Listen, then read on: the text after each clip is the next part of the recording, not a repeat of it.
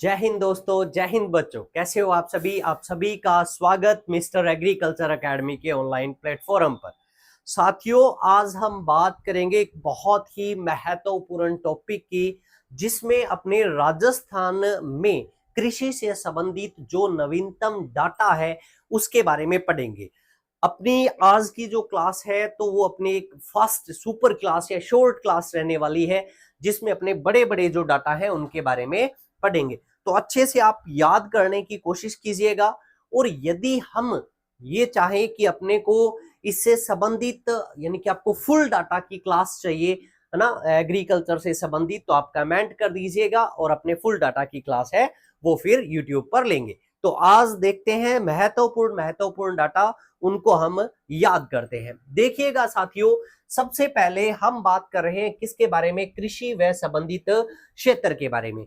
एक बात ध्यान रखना, यहीं से हम बात करेंगे कि कोई भी अर्थव्यवस्था जो होती है उसके हम तीन क्षेत्र में बांटते हैं। यानी कि उसके कितने क्षेत्र होते हैं? तीन क्षेत्र होते हैं।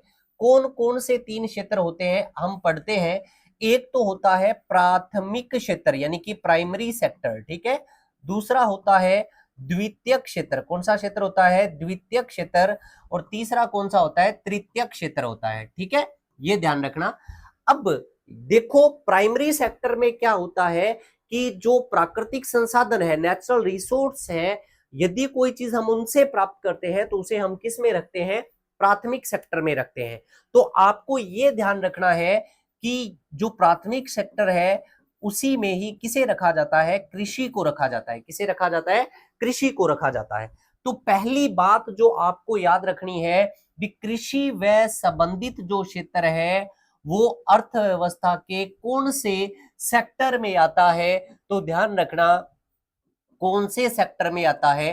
प्राथमिक क्षेत्र के अंतर्गत आता है। पहला क्वेश्चन ये आपको अच्छे से याद रखना है। अब उसके बाद में देखो, नेक्स्ट बात हम ये बात करते हैं कि राजस्थान की जीडीपी में कृषि का योगदान कितना है, ठीक है। ये बात आती है भी। देखो, ये सिंपल सी बात है भी। मान लो ये पूरी अर्थव्यवस्था जिसको अपने जीडीपी मान लेते हैं भी, इतने जीडीपी है। अब उसमें प्राथमिक क्षेत्र का अलग योगदान होता है, द्वितीयक का अलग योगदान होता है, तृतीयक का अलग योगदान होता है, ठीक है। भी मान लो हमारी जीडीपी 100 है, 100 रुपए है, अपने ये मान ले, तो इसमें से कुछ योगदान किसका होगा? कृषि का। मान लो 26 रुपए इससे आ गई। कुछ योगदान द्वितीय क्षेत्र यानी कि उद्योग का होगा, मान लो 28 आ गए। बाकी किसका होगा? तृतीयक। इस तरीके से, यानी कि आप ये ध्यान रखना। नेक्स्ट हम ये पढ़ेंगे कृषि क्षेत्र का हमारी जीडीपी में योगदान कितना है, राजस्थान के संदर्भ में हम पढ़ रहे हैं। और ध्यान रखना, जब हम सेक्टर वाइज पढ़ते हैं तो जीडीपी को जीएसवीए बोलते हैं। तो हम जो डाटा पढ़ेंगे वो ये पढ़ेंगे कि राजस्थान के जीएसवीए में, किसमें? जीएसवीए में कृषि का योगदान कितना है। अब आपको ये तीन डाटा पढ़ने हैं। क्या चीज? रुपए में यदि योगदान देखें तो देखो, ये स्थिर कीमत पर अलग होता है, प्रचलित कीमत पर अलग होता है। यानी कि मार्केट प्राइस के आधार पर गणना करें तो हम प्रचलित कीमत के बारे में पढ़ेंगे, और यदि हम एक आधार वर्ष के आधार पर पढ़े तो उसे हम क्या कहेंगे? स्थिर कीमत कहेंगे, ठीक है। अब याद कीजिएगा, कृषि व संबंधित क्षेत्र का राजस्थान के जीएसवीए में रुपए में कितना योगदान है? तो कृषि व संबंधित क्षेत्र रुपए में स्थिर कीमत पर तो है 2.18 लाख करोड़। कितना है साथियों? 2.18 लाख करोड़ है, ठीक है। और प्रचलित कीमत पर ये कितना है? तो याद रखिएगा, ये है 4.23 लाख करोड़ है। क्लियर? उसके बाद में यदि हम जीएसवी में प्रतिशत में यदि योगदान देखें तो ध्यान रखना, स्थिर कीमत पर योगदान 26.54 है, 26.54% है। और प्रचलित कीमत पर ये 26 पॉइंट कितना है? 92 यानी कि 92 है, 26.92% रहता है। ये बात आपको अच्छे से ध्यान रखनी है, ओके। और वृद्धि दर ध्यान रखिएगा, कृषि व संबंधित क्षेत्र की स्थिर कीमत के आधार पर जो वृद्धि दर है वो 5.05%, और यदि प्रचलित कीमत के आधार पर पढ़े तो वो 11.44% है। यानी कि देखो साथियों, हमने क्या पढ़ा, याद रखिएगा, हम पढ़ रहे हैं डाटा किसके, कृषि व संबंधित क्षेत्र के। ठीक है, हमने पढ़ा कि जीएसवीए में योगदान बताओ। क्लियर, दो आधार पर पढ़ रहे हैं, एक तो स्थिर कीमत के आधार पर और एक किस आधार पर पढ़ रहे हैं, प्रचलित। तीन बातें पढ़ेंगे कि रुपए में कितना है, प्रतिशत में कितना है और वृद्धि दर कितनी है। बताओ, यही बात कर रहे हैं। अब याद रखिएगा, बहुत सिंपल है याद करना। देखो ये चीज याद रखना, स्थिर कीमत पर कितना था, 2.18 लाख करोड़, यही था क्या, 18 लाख करोड़, और इधर कितना था, 4.23 लाख करोड़, यही था ना। अब गौर करना, याद कैसे रखना है, स्थिर कीमत पर, यानी कि आप पॉइंट के बाद एक ही अक्षर याद रख लो, 2.1 लाख करोड़ बोल दीजिए, काम चल जाएगा। अब इसका ठीक दुगना कर दो, ठीक क्या करो, दुगना कर दो। 2 का दुगना कितना है, 4, पॉइंट के बाद 1 है, इसका दुगना कितना है, 2, कितना है, 2, तो ये कितना हो गया, 4.2। तो इधर तो 2.1 लाख करोड़ और उधर 4.2 लाख करोड़। ठीक है, ये बात आपको अच्छे से क्या कर लेनी है, लर्न कर लेनी है। उम्मीद करता हूं मैं जो समझाना चाहता हूं वो आपको समझ में आ गया होगा। यानी कि इस तरफ तो 2.1 और इधर कितना है, 4.2, ये दोनों ही लाख करोड़ है, ये बात ध्यान रखना, पहली बात ये है।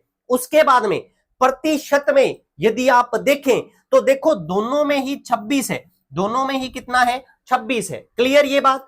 अब इधर पॉइंट में है 5.4 देखो, और इधर यदि हम बात करें प्रचलित कीमत पर, दोनों को जोड़ दीजिए, कितना हो जाएगा, 9, तो 0.9 हो जाएगा, 0.9 हो जाएगा। और इधर याद रखना, ये आसान रहेगा, इधर आ रहा था 6, एक कम किया 5, एक कम किया 4, ठीक है, और उधर पॉइंट में दोनों को जोड़कर मैंने लिख दिया।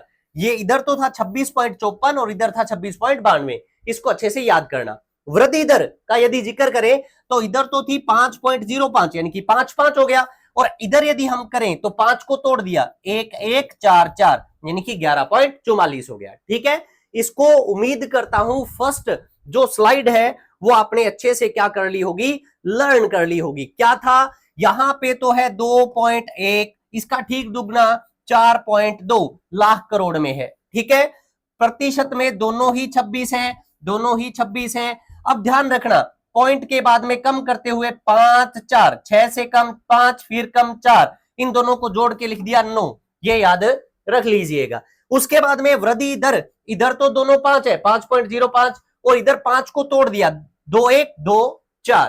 क्लियर, ये फर्स्ट स्लाइड उम्मीद करता हूं आपको अच्छे से क्या हो गई होगी, लर्न हो गई होगी। आगे बढ़ते हैं, नेक्स्ट डाटा हम याद करने की कोशिश करते हैं। देखिएगा साथियों, अब आपको ये बात अच्छे से ध्यान रखनी है। नेक्स्ट ये है अपनी सेकंड स्लाइड, जिसके डाटा है हमें लर्न करने हैं। क्लियर, ओके, देखते हैं। देखो क्या, जैसे हमने ये बात की कि हमारी अर्थव्यवस्था में कितने सेक्टर थे, 3, एक तो प्राइमरी, एक सेकेंडरी और एक कौन सा था, टर्सरी था, यानी कि थर्ड था। ये हो गया कृषि क्षेत्र प्राइमरी में, सेकेंडरी में हो गया उद्योग, और इसमें कौन सा हो गया, सेवा। ये हम बात करते हैं।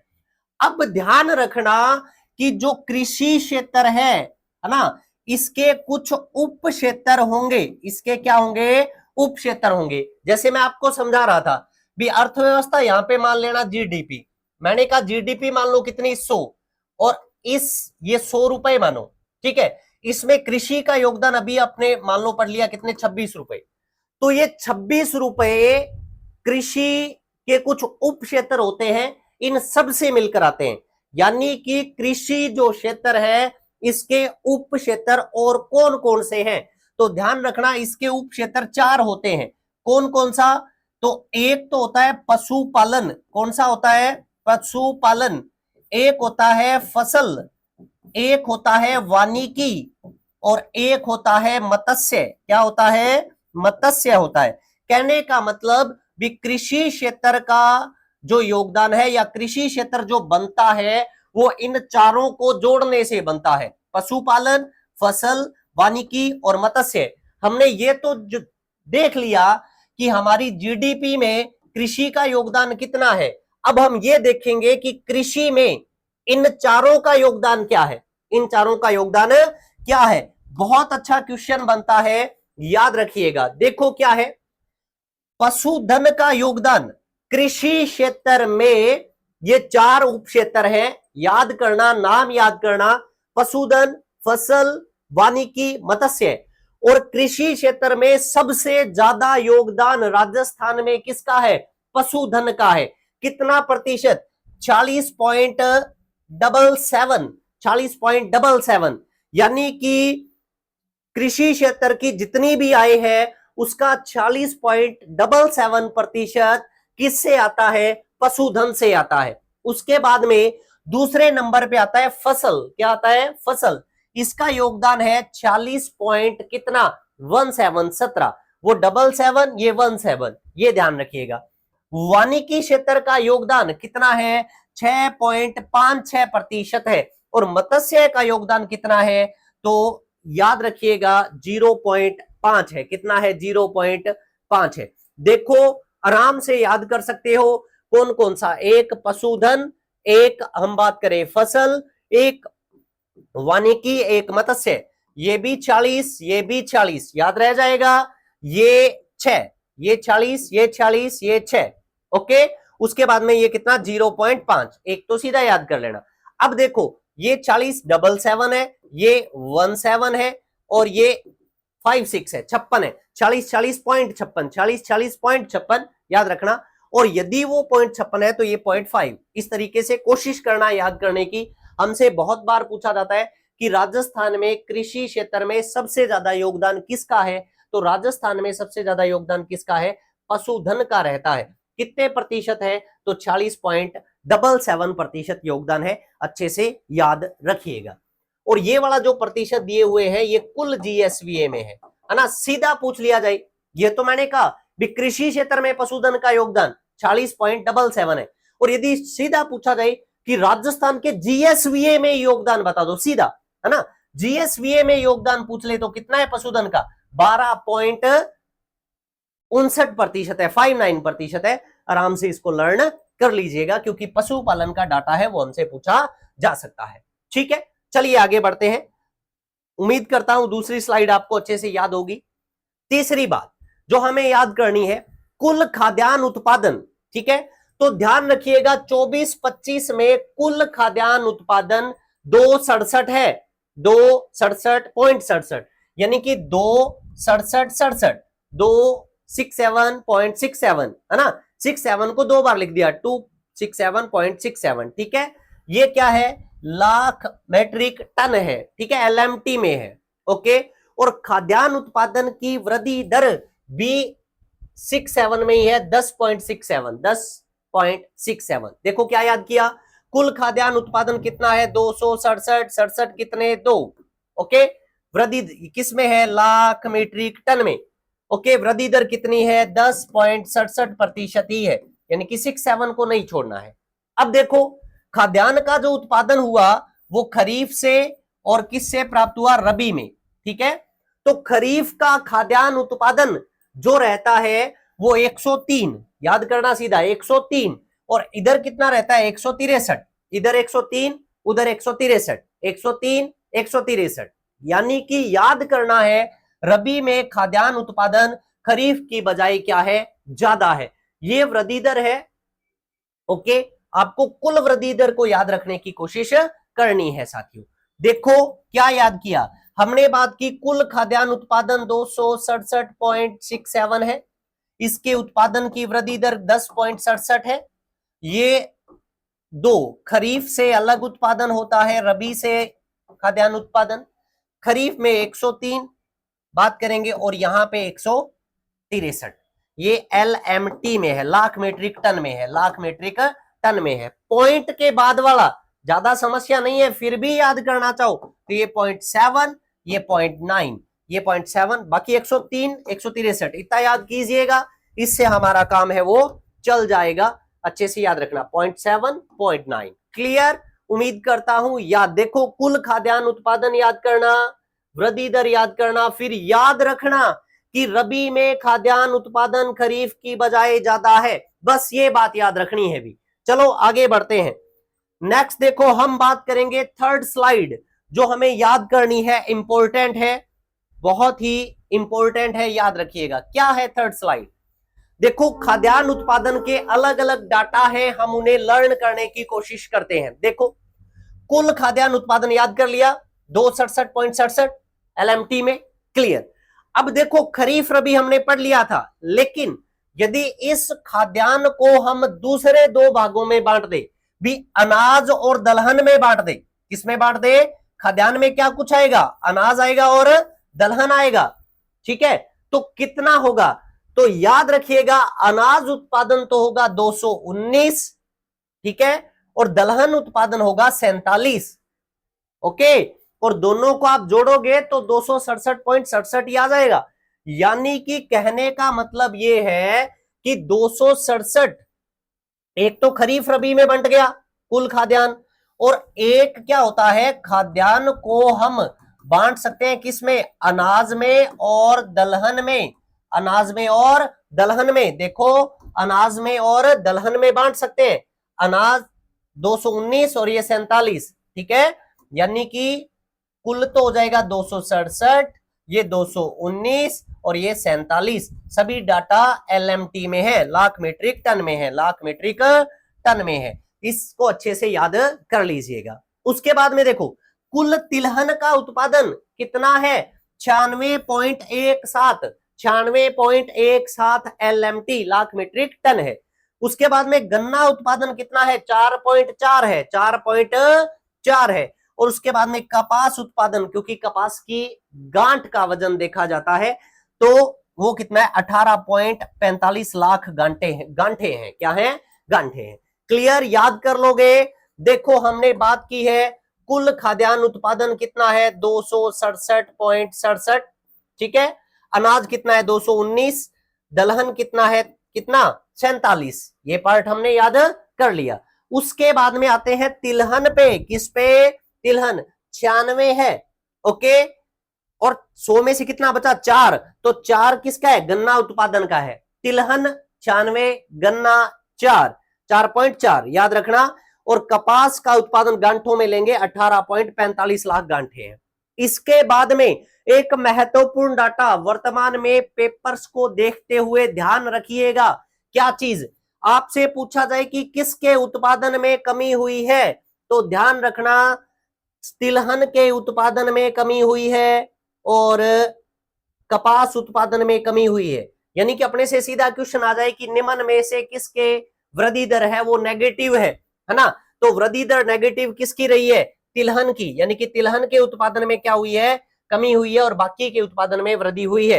कपास गांठों में है और इसके उत्पादन में भी क्या हुई है? कमी। यानी कि खाद्यान्न का उत्पादन बढ़ा है, वृद्धि दर हमने पढ़ी थी 10.67% की दर से ये बढ़ रहा है। ध्यान रखिए, अनाज उत्पादन भी बढ़ा है, लास्ट की बजाय दलहन उत्पादन में भी वृद्धि हुई है, ओके।